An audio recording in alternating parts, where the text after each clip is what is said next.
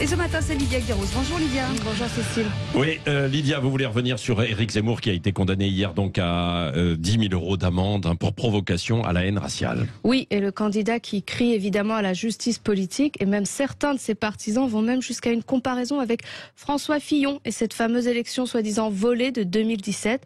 Rappelant la célérité du parquet national financier qui avait surpris beaucoup d'observateurs à l'époque et laissé un goût amer à une bonne partie de l'électorat de droite. Oui, sauf que cette fois-ci, il ne s'agit pas de faux postes ni de costumes. Mais de propos tenus dans l'émission à succès de CNews Face à l'info du 29 septembre 2020, une émission dont Éric Zemmour était le chroniqueur mais surtout un pilier, et où il s'est lâché.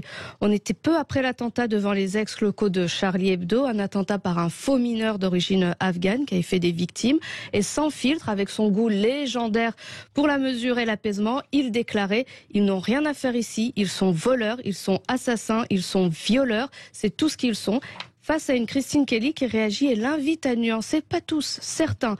Mais Zemmour insiste, tous. Oui, et c'est ces propos pas très nuancés qui sont donc condamnés parce que il y a la question de la liberté d'expression, elle ne permet pas tout, quoi. Évidemment. Et le problème d'Éric Zemmour, c'est qu'il s'enferme dans la caricature de lui-même.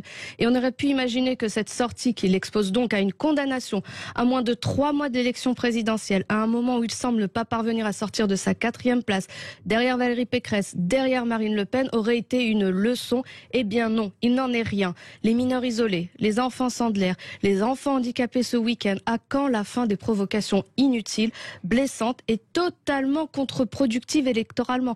Un candidat ne devrait pas dire ça. Bon, au passage, il fait appel quand même. Alors, oui. Ces sorties sont des boulets ou pas pour Éric Zemmour? Éric Zemmour, évidemment, s'enlise dans les sondages car il ne parvient pas à exister sans ces provocations et il affaiblit sa candidature. Sur le plan politique, ces polémiques et cette condamnation risquent même de mettre un coup d'arrêt au ralliement potentiel qu'il pouvait espérer générer, notamment après celui de Guillaume Pelletier, et réduisent donc ses chances d'élargir son socle électoral. Et selon l'étude ELAB de décembre 2020, une étude qui a été faite avant les polémiques et cette condamnation, il était déjà jugé arrogant par 77% des Français, inquiétant par 65% et autoritaire par 74%. Donc il y avait un problème d'image. L'étude de l'IFOP du 13 janvier 2020 avec Sud Radio notamment, c'était également avant la condamnation et la polémique, confirmait ce même problème d'image car il est toujours le candidat que les Français trouvent le plus inquiétant à 48%. Zemmour est clivant, il clive toujours plus l'espace républicain et les Français, mais dans quel but? On en arrive même à se demander si Éric Zemmour a vraiment envie d'être président.